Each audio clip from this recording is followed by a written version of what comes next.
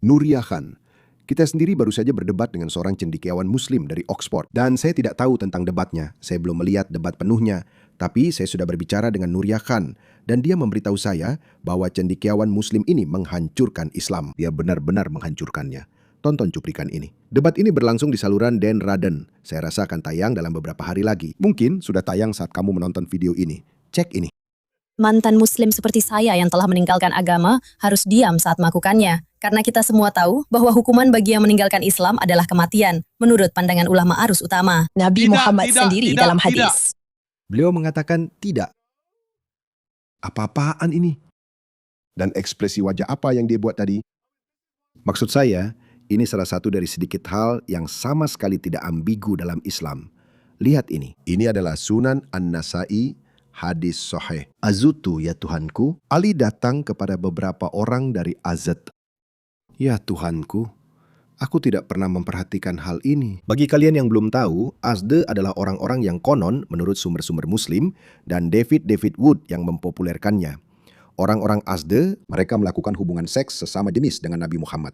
Saya bukan yang mengatakan ini. Ini adalah sumber-sumber Islam sendiri yang mengatakan ini. Oke, itu video untuk lain waktu. Tapi ya, ini sudah terbuka teman-teman. Rahasianya sudah terbongkar. Ya Tuhan, sekarang saya harus membicarakan ini. Sekarang saya harus menunjukkan hadis ini kepada kalian. Ini hadis yang sangat panjang. Saya tidak akan membacakan semuanya untuk kalian, tapi saya sarankan kalian untuk melihatnya sendiri. Saya tidak ingin terdistraksi. Bagaimanapun, mari kita kembali ke hadis aslinya. Ali datang kepada beberapa orang dari Asd yang pernah melakukan hubungan seks beramai-ramai dengan Nabi Muhammad yang menyembah berhala. Jadi mereka berasal dari wilayah Punjab atau Sind saat ini, lalu Ali membakar mereka. Ibnu Abbas berkata, tetapi Rasulullah bersabda, barang siapa yang mengganti agamanya, bunuhlah dia. Ini berasal dari Ikrimah, sumber lain. Barang siapa yang mengganti agamanya, bunuhlah dia, bunuhlah dia, bunuhlah dia, bunuhlah dia. Jadi benar-benar tidak ada keraguan ketika berbicara tentang membunuh murtad. Dan ulama ini berkata, tidak. Aku tidak tahu apa yang salah dengan dia. Mari kita dengarkan apa yang akan dikatakan oleh Zaka Nadim tentang hal ini. Jika dalam Islam tidak ada paksaan dalam beragama, lalu mengapa kalian membunuh orang murtad? Jadi mari kita dengarkan apa yang akan dikatakan oleh saudara Zaka Nadim. Klarifikasi. Saya yakin pasti ada klarifikasi mengenai hal ini. Itu pertanyaan yang sangat bagus. Dia belum memberikan referensinya. Pertama, dia mengutip ayat Al-Quran dari surah Al-Baqarah, surah nomor 2, ayat nomor 256.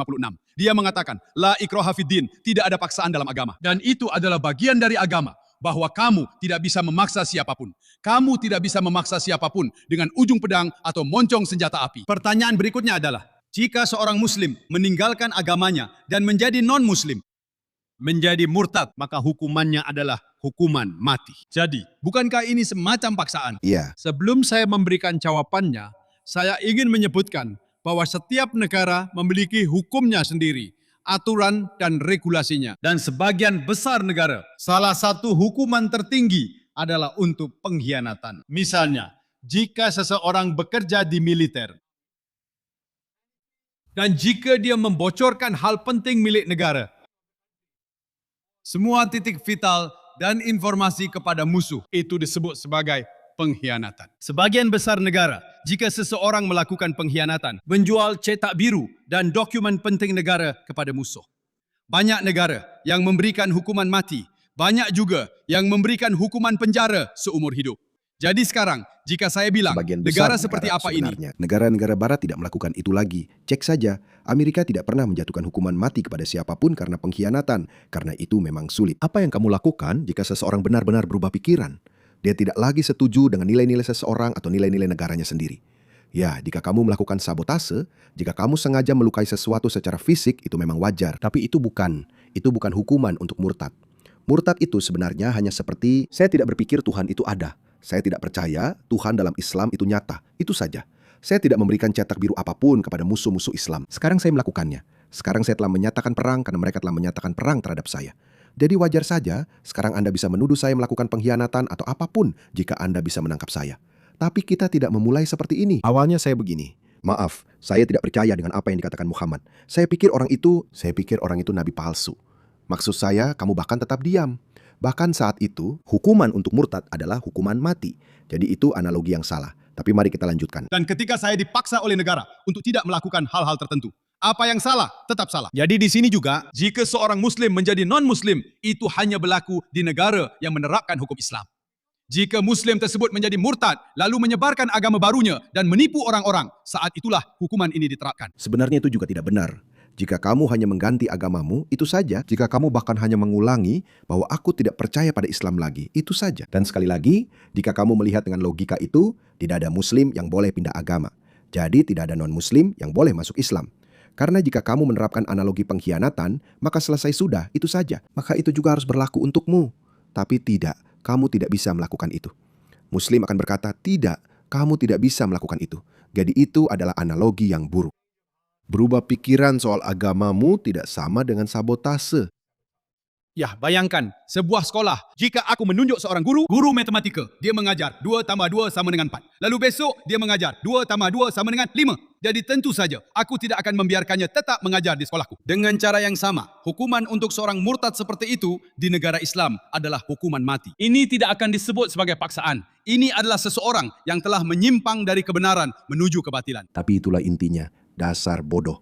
Setiap orang berpikir bahwa cara berpikirnya sendiri yang benar. Dia bilang, jika seorang guru matematika memberitahumu 2 tambah 2 sama dengan 5, maksudnya kamu murtad, bukan 4, maksudnya kamu Muslim. Maka itu adalah kebatilan. Dasar bodoh. Setiap orang berpikir agamanya sendiri yang benar. Ya Tuhan, lihat para pengentot kambing ini. Mereka ingin menguasai Barat. Bagaimana mereka akan menguasai Barat? Hanya melalui tipu daya, teman-teman. Tapi sejauh soal membuat Pokoknya, kamu siapapun sudah menjadi cukup mendengarnya. Mari kita kembali ke debat tahun baru. Akan segera saya selesaikan. Lihat orang ini. Jadi dia berbohong. Saya tidak tahu apa yang salah dengannya.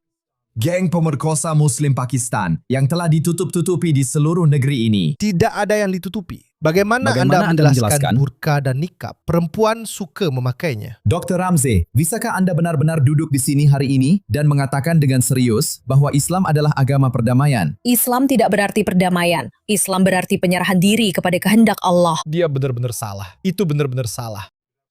Islam secara harfiah berarti penyerahan diri kepada Allah. Itulah artinya. Islam tidak berarti damai, begitu saja. Bahkan Google yang progresif pun tahu itu. Lihat ini. Arti harfiah dari kata Arab Islam adalah penyerahan, tunduk, atau mencapai kedamaian melalui penyerahan kepada kehendak Tuhan. Disinilah mereka mulai nakal, mencapai kedamaian. Sebenarnya tidak. Itu bukan arti harfiah dari Islam sebagai satu kata. Islam, itulah artinya. Artinya penyerahan. Tunduk kepada Allah. Itu saja. Dan kemudian semuanya masuk akal. Tidak ada yang salah dengan itu. Tunduklah kepada Allah. Lepaskan semua kesetiaanmu demi Allah. Aplikan dirimu hanya kepada Allah. Itulah mengapa setiap Muslim harus mengatakan, saya adalah seorang Muslim terlebih dahulu. Tidak ada yang bisa menghalangi. Muhammad, itulah sebabnya Muhammad menekankan hal itu. Kamu bukan seorang Muslim sejati sampai kamu mencintaiku. Dan beliau juga memasukkan dirinya sendiri di situ karena beliau adalah seorang narsis. Kamu harus mencintaiku dan Allah lebih dari orang tuamu, anak-anakmu, hartamu, dan segalanya. Tidak ada yang boleh berada di antara seorang mukmin dan Allah. Itulah Islam, itulah definisi harfiahnya. Tapi sarjana Oxford ini, saya tidak tahu apa yang salah dengannya. Saya rasa dia tidak bisa memutuskan apakah ingin berbohong atau menipu orang kulit putih atau sekalian habis-habisan. Saya tidak tahu. Saya rasa dia tidak bisa mengambil keputusan. Pria gay dihukum berdasarkan hukum syariah. Lihat reaksinya. Mari kita putar lagi. Ya Tuhan, pria ini bahkan lebih licin daripada Fahima. Allah. Dia benar-benar salah. Ketika pria gay dihukum berdasarkan hukum syariah. Tidak. Untuk apa bukan ini? dihukum. Hukum syariah. Tapi kamu bilang seharusnya begitu. Nah, begitu. Hadis-hadis kekil, Sunan Abi Dawud.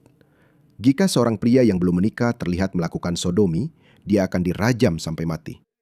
Hal-hal seperti ini sangat jelas sehingga tidak ada keraguan di dalamnya. Bahkan transgender, lihat ini. Rasulullah mengutuk laki-laki yang menyerupai, meniru perilaku wanita, dan wanita yang meniru perilaku laki-laki.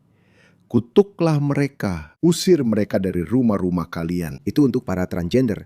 Dan untuk para homoseksual, jangan masuk, kecuali sambil menangisi orang-orang ini yang telah dihukum oleh Allah. Dan jika kalian tidak merasa ingin menangis, sebenarnya abaikan itu. Itu bukan hadis sahih. Siapapun yang kalian temukan melakukan seperti kaum Lut, yaitu homoseksualitas, bunuhlah pelaku dan orang yang diperlakukan demikian. Jadi saya tidak tahu apa maksud orang ini. Dia benar-benar berbohong tanpa malu tentang segalanya. Illegal bagi orang untuk mengkritik Islam. Tentu saja. Dia memerintahkan pembunuhan semua anjing hitam karena dia pikir mereka dirasuki setan. Dia benar-benar Ngomong lantur. Waktu dia bilang, ini adalah pembicaraan wanita. Ini pembicaraan wanita. Ini omong kosong. Ini omongan perempuan. Sifat muslim sejatinya akhirnya keluar. karena dia pikir mereka dirasuki setan. Ini benar-benar omong kosong. Apa yang dia katakan? Dia bilang ini hanya omongan perempuan. Omongan Tidak ada perempuan? yang ketiga. Apa kamu Dan barusan aku bilang? hanya Naria seekor sedang anjing. bicara seperti Omongan perempuan. bukan perubahannya. Beberapa orang akan Aku bilang itu mengubahnya. berarti mungkin Tidak. kamu melihat. Merendah impairment perempuan karena kamu ingin tampil di televisi atau apalah. Kamu tidak menghormati siapapun. Apa pendapatmu tentang fakta bahwa Pria itu adalah seorang cendekiawan di Universitas Oxford. Dia seorang cendekiawan, dia profesor di sana. Kalian bisa percaya ini? Orang seperti apa yang dipekerjakan oleh Oxford? Mereka adalah orang-orang yang dulu sering menguliai kita tentang feminisme dan juga berperan cukup penting dalam memodernisasi masyarakat barat. Tapi lihat kemunafikannya. Kamu mau dengar itu lagi? gelap Apa kamu dan biar barusan aku bilang tangani. Naria bicara seperti perempuan? Tentu saja. Dia memerintahkan pembunuhan semua anjing hitam karena dia pikir mereka dirasuki setan. Ini benar-benar omong kosong total. Apa yang dia katakan? Dia bilang ini omongan perempuan. Perempuan. Apakah kamu bilang aku bicara seperti perempuan? Beberapa orang mungkin akan mengatakan itu berarti Omongan kamu meremehkan perempuan. perempuan. Tidak, itu bukan strategi. Aku sedang berbicara seperti perempuan. Itu sudah Omongan perempuan. diubah. Beberapa orang Aku mungkin akan mengubahnya. mengatakan itu berarti Tidak. mungkin kamu terlihat. Pada perempuan. Karena kamu ingin tampil di televisi atau apalah. Kamu tidak menghormati siapapun. Apa pendapatmu? Ya ampun, aku benar-benar marah teman-teman. Lihat itu, lihat itu. Dan pihak kiri membela orang-orang seperti ini. Tentang fakta bahwa Aku tidak berusaha menjadi sensitif atau oportunis dan memanfaatkan itu. Tapi sungguh, aku, Nuria Khan, adalah seseorang yang sangat aku kagumi dan hormati. Dan lihat, dia hanya mengabaikannya. Alih-alih membantah argumennya, dia hanya berkata, ya, itu cuma omongan perempuan. Dasar binatang. orang-orang telah dibunuh atau kehilangan pekerjaan karena menampilkan kartun yang mengejek Nabi Muhammad dalam beberapa tahun terakhir. Menghina orang lebih buruk daripada menodongkan pisau kepada mereka. Serius? Biar aku tusukkan pisau ke kamu kalau begitu. Kamu diajarkan bahwa lebih buruk menghina Nabi Muhammad daripada menusuk orang lain. Kamu harus mengerti, itulah sebabnya banyak Islamis yang akhirnya menusuk orang. Dan itulah sebabnya begitu banyak non-muslim ingin kalian pergi.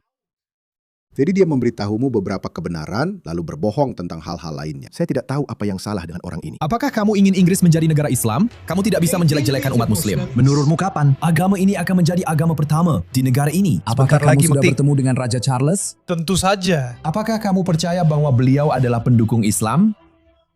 Ya, dia orang baik. Artinya, inilah tipe orang yang sering bergaul dengan Raja Charles. Inilah tipe orang yang dilayani dan dipuja oleh Raja Charles. Mereka adalah orang-orang yang didengarkan oleh Raja Charles. Itulah tipe orangnya. Semua orang yang berurusan dengan orang ini patut malu. Lihat itu. Kerja bagus. Kerja bagus Nuria Khan karena telah membongkar kedok orang ini. Saya tidak sabar menunggu debat ini tayang. Debat ini akan tayang hari Jumat sekitar 3 hari lagi. Saya tidak sabar menunggu ini.